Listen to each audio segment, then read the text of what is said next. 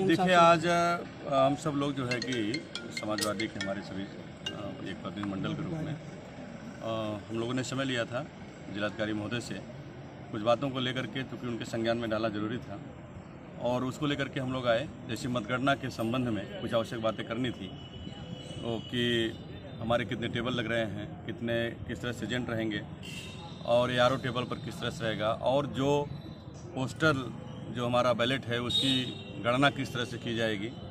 तो इन तमाम विषयों को लेकर के हम लोग आए थे और डीएम साहब के संज्ञान में सारी बातें डाली गई और उन्होंने उसका समुचित उत्तर दिया और हम लोग उस बात से पूरी तरह से। तो पीछे सीसीटीवी नहीं लगाया, उसके लिए भी आप लोगों ने मांग किया? हाँ, बात हो गई आज लग क्या बात हुई किस संबंध में? सीसीटीवी कैमरे को लेकर। हाँ, सीसीटीवी के विषय में भी बात हुई, तो वहाँ पे उन्होंने बताया पूरी तरह से भाई सीसीटीवी लगी है और जनरेटर भी लगा है और उसके साथ साथ जो है कि इन्वर्टर भी लगा दिया है। इस संबंध में हम लोगों ने भी कहा कि भाई देखिए कि जो है कि उसकी विद्युत की व्यवस्था रहे जिससे वो कहीं से कोई दिक्कत ना आने पाए, क्योंकि इस बात को लेकर के वहाँ पे तमाम लोग ये बातें आती हैं और सबसे बड़ी शंका बनी रहती है।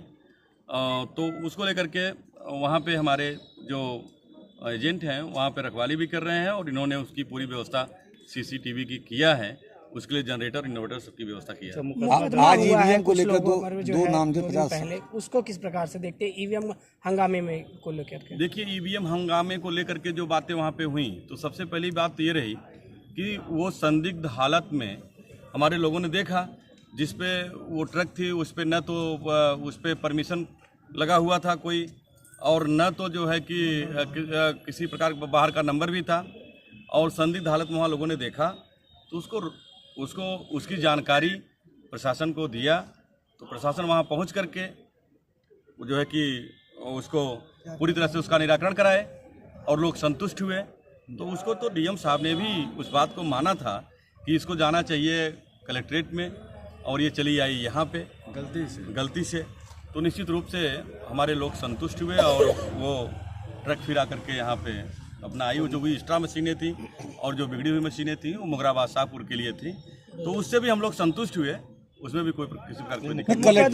कलेक्ट्रेट की गाड़ी पूर्वांचल पहुंच जाती है और कलेक्ट्रेट का कर्मचारी जानता नहीं है, ये कैसे हो सकता है? देखिए, इस बात को लेकर के भी हम लोगों ने बात किया कि जो मुकदमे कायम हुए हैं वो एक तरह से निरपराध हैं, क्योंकि हमारे लोग तो बस केवल यही जानना चाहते थे कि उसका स्पष्टीकरण हो जाए कि वो किस लिए यहाँ पे आ गई।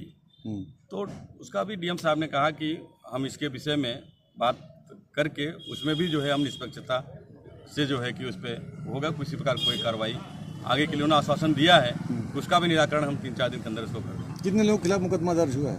अब उसमें तो नेम्ड जो है कि नामित 2 लोगों पर है और शेष अज्ञात 50 लोगों पर किया है, लेकिन वह एक तरह से निरपराध है, वो मुकदमा नहीं होना चाहिए, क्योंकि हम लोगों ने किसी प्रकार की वहाँ पे हमारे लोगों ने कोई गलती नहीं किया और संदिग्ध हालत में देखेंगे तो भाई इसकी शिकायत तो लोग करेंगे ही। ऐसा नहीं तो दबाव के लिए ये किया गया मुकदमा?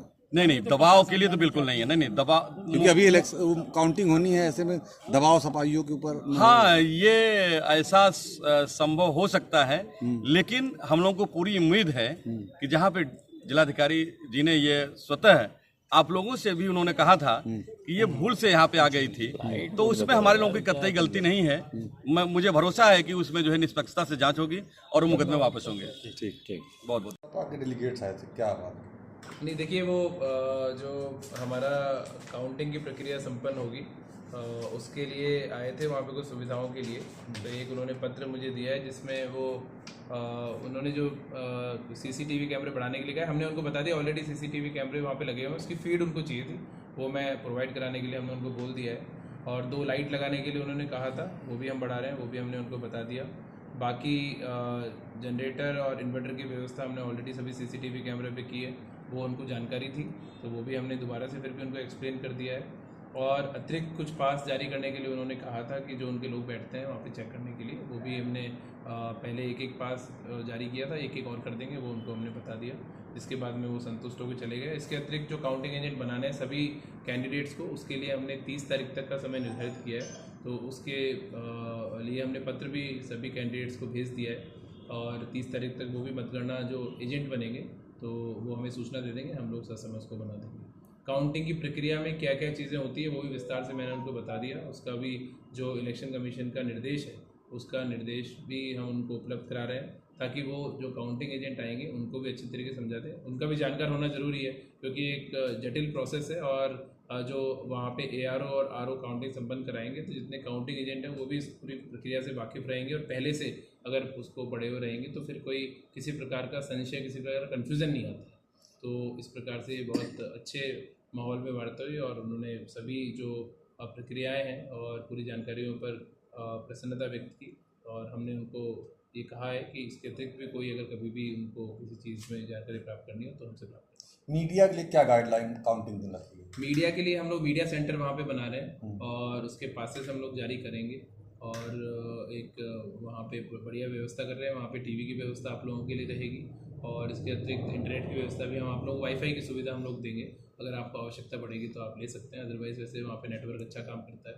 मोबाइल आप लोग अपने मीडिया सेंटर में ही चलाएँगे, वहाँ पर आप लेकर जा सकते हैं। और जैसे जैसे हमारे राउंड कंप्लीट होते रहेंगे, हर एक राउंड का हम लोग जो लाइजनिंग ऑफिसर रहेगा मीडिया के लिए, हमारे सूचना विभाग के लोग रहते हैं, तो वो लाके आपको हर एक राउंड वाइज शीट देते रहेंगे सो दैट कि आप लोग अपने मीडिया चैनलों पे उसको अपडेट कर सकें। और इसके अतिरिक्त हम लोग माइक से भी हर एक चक्रवार लोकसभा वाइज घोषणा भी करेंगे। पिछले इलेक्शन और नेटवर्क बड़ा इशू था, सारे पत्रकारों नेटवर्क बड़ा ठीक नहीं काम करता, तो इसीलिए हमने इस बार 2 व्यवस्था कर रहे हैं इंटरनेट के लिए। एक तो BSNL की लीज लाइन की व्यवस्था कर रहे हैं और इसके अतिरिक्त जियो की हम लोग लीज लाइन की व्यवस्था कर रहे हैं। दोनों के प्रतिनिधियों से हमारी बात हो गई है, तो इस बार ऐसी कोई दिक्कत आएगी नहीं। हम लोग इस पर विशेष ध्यान रख रहे हैं, फीडबैक था हमारे पास तो हम लोग विशेष ध्यान रख रहे हैं और नेटवर्क का कोई इशू नहीं आना। ठीक। सर एक जानकारी चाहते हैं